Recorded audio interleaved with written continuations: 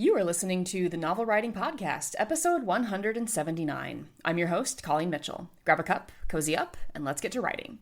Today we're going deeper into some of the pros and cons of DIY or doing it yourself in self-publishing. And this is a bit of a follow-up to the Literary Sins episode on DIYing everything.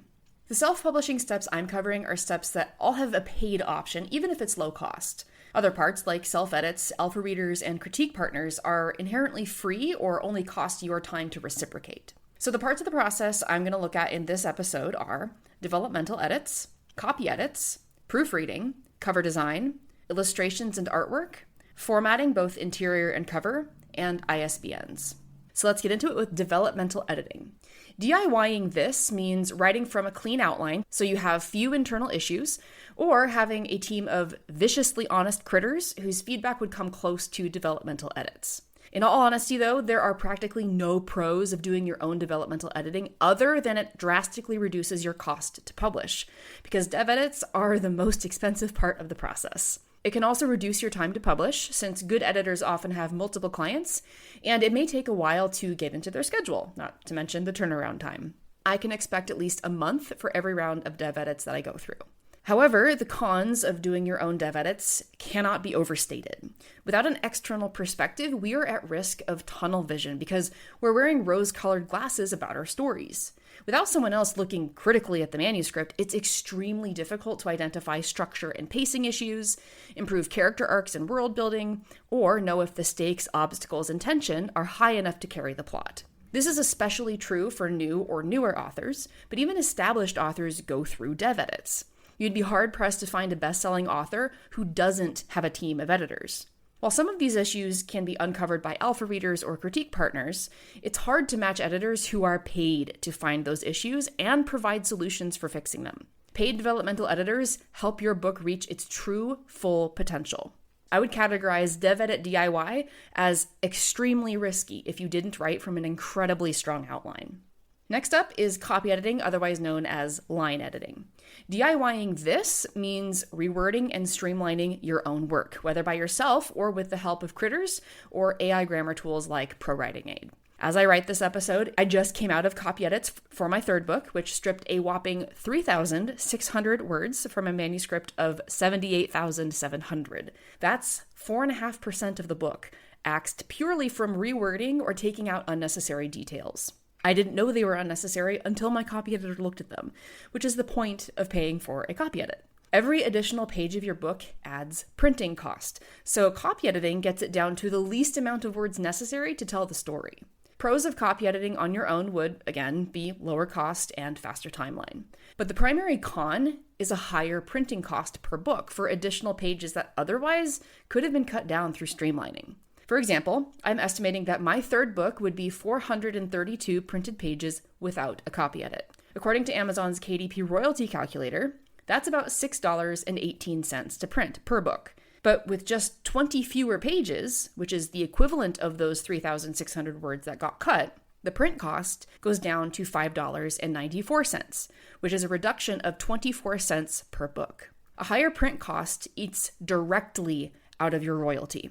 Assuming I price my book at $20, that royalty is $6.06 with 412 pages, but $5.82 with 432 pages.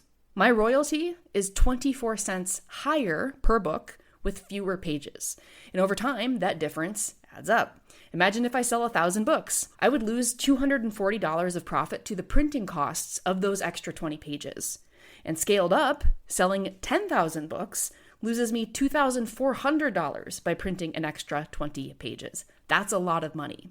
But that's not the only con. Copy edits also make sure you're consistent in how you capitalize things, which word spelling you prefer. It corrects improper sentence structure or word choices, and so on. My copy editor uses the Chicago Manual of Style as a reference, and she knows all of those pesky rules that I don't, because I'm not concerned about those things when I'm writing the story. But by foregoing copy edits, I'd risk being inconsistent not just in the same book, but with past books on how I capitalize and so on, and that can affect reader experience.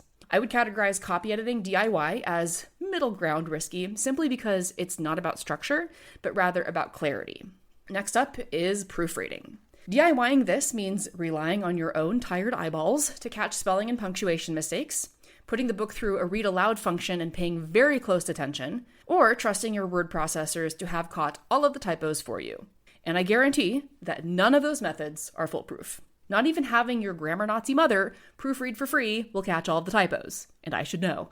My mom proofread my first book, and her sister, my aunt, texted me all of the places in the published book where my mom missed typos. It was a little bit hilarious and a learning experience to pay for the proofread by someone who actually does this for a living. The pros of doing proofreading yourself are, once more, a faster timetable and lower cost to publish. The primary con is that your book will have way more typos in the published version. Practically every single book published, even the ones out of the big 5 traditional publishing houses, will have typos in the first edition. Every single one. There's always a stray comma, an accidental homonym, an erstwhile capital letter where there shouldn't be one, an orphaned end quote, an incorrect detail. They're tiny, but they exist. Proofreaders catch the majority of them, and readers catch the rest. I don't care about the 1 or 2 tiny mistakes that make it through. I care about readers finding egregious typos that a proofreader would have spotted from a mile away, even if I missed it. Readers will always find the typos that you and your editing team missed. The biggest problem with proofreading your own work is that you are so familiar with it that your eyes skip over the mistakes, even when they're glaringly obvious. We've become blind to the typos just from the sheer number of times we've read and reread the same chapter in revisions. I would categorize proofreading DIY as relatively low risk for those of you who don't care as much about typos making it into the published version. Now let's talk about cover design. DIYing this means literally designing your cover yourself, whether by using a high-end art tool like Procreate or Adobe Illustrator, or an accessible tool like Canva. The pros of doing your own cover design is, and I'm sensing a theme, a lower cost and potentially a shorter time to publish. The cons of this are many, starting with the fact that the cover is usually a potential reader's very first introduction to your book. And if the cover doesn't grab them, you have straight up lost a reader. I would put cover design on the same level of importance as developmental edits. The cover draws the reader in, while the writing keeps them there. Bad covers result in lost sales all the time. Many indie authors have redone covers and seen meteoric improvements in sales, with no other variables changed. Covers are more important than we think, and designing a cover is, no pun intended, an art. Doing it yourself could also take time, especially if you're drawing it or learning a new software. That's time investment that you could otherwise spend writing more books. There are additional risks with using something like Canva in that you have to be absolutely certain you are allowed to use what you make as a commercial product. That means reading the policies and ensuring that you're abiding by them.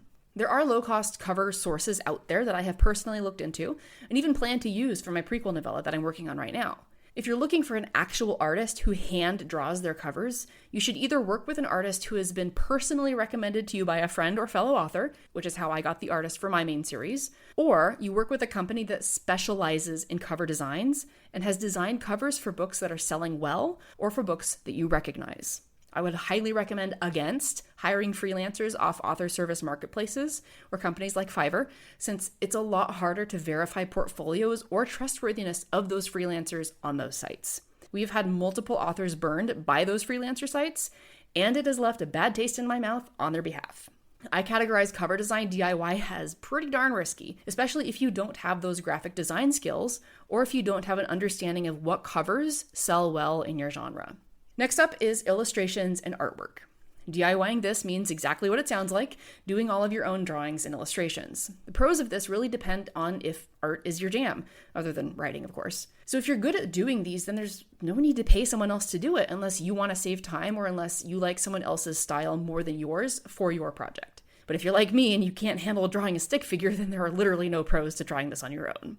Cons are mostly on the time investment it takes away from writing more, but again, if you enjoy drawing and illustrations, that's up to you. Another con may be that the illustrations could come across as amateur, depending on your skill level. This is not me saying that all self-drawn illustrations are amateur, just that sometimes we are a little bit overconfident in our abilities and think we are better than we are, and it's the same trap we get into with first drafts and thinking that we just wrote the next Lord of the Rings.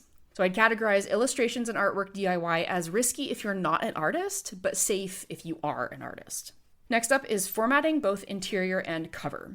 DIYing this means figuring out how to format your book in a basic word processor like Microsoft Word, using a free online tool like Canva, doing your own layouts in premium products like Adobe InDesign or Affinity Publisher, or purchasing an actual formatting software like Vellum or Atticus. And side note, I don't think Vellum or Atticus can do covers, but they 100% do interior formatting. So there's a plethora of options for doing your own formatting. The pros of doing your own formatting lie in the amount of control you have over the formatting process. If you ever want to make adjustments or changes to the interior or to the cover, you can do it yourself and just re-upload on your own timeline.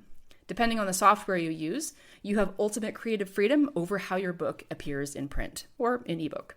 The cons, on the other hand, include having to figure out the layout dimensions and margins and bleed all on your own if you're not using a tool specifically for formatting like Vellum and Atticus, or you're learning new software and the software quirks, and then you're potentially being limited in what you can do by the software itself. For example, my first 2 books were professionally formatted, but I chose to redo them myself and DIY format my 3rd book so that I have more freedom with updating those interiors. I use Atticus, which cannot do some of the formatting choices that I made with my professional formatter. So I have to figure out a way to do it differently that still looks good to me. Another con is that if you experience errors when uploading to a print-on-demand service, you are the one who has to figure out how to fix those, rather than sending the file back to the formatter for them to fix. I would categorize DIY formatting as pretty safe if you're willing to learn new software and troubleshoot errors. And then lastly, we're going to talk about ISBNs. DIYing this means using the free ISBNs, and free there is in quotation marks, the free ISBNs provided by Amazon, Ingram Spark, etc., basically all of the print-on-demand platforms. The only pro of these free ISBNs is that they're free. You don't have to pay for them. That's literally it. The cons are that they are exclusive to those sites, and using them lists that platform as the publisher. AKA, if I used Amazon's free ISBN, that means my book is published by Amazon rather than by Colleen Mitchell Writes LLC, and that hurts my brand recognition. You can't use an Amazon ISBN on Ingram Spark and vice versa, so the book printed from Amazon will have a different ISBN than the book printed from Ingram Spark. This also makes it harder for wholesale printing, because bookstores and libraries won't carry books with print-on-demand services listed as the publishers. And if you wanted to do offset printing, which is what Haley does and consists of ordering a huge print run of like 5,000 books or more that you store in your garage and use as your inventory to ship direct sales, you would have to get your own ISBN anyway. So it's better to start with your own from the beginning. So I would categorize DIYing your ISBNs as a little bit middle ground because of the reasons listed in the cons. So could you DIY all of these things and still produce a successful, critically acclaimed novel that enchants readers and has them begging for more, whether more from you or more from the characters? In general, I'd have to say no. Paid professionals exist for a reason in the indie publishing industry, just like paid professionals exist in every other industry. We can't get stuck in the lie that just because we're authors means we can produce a book completely on our own from start to finish. No truly successful author does. Not one of your favorite books from childhood, or even from now, made it onto the shelves without paid professionals. Could those authors have DIY'd part of the process? Of course, but not 100% of it.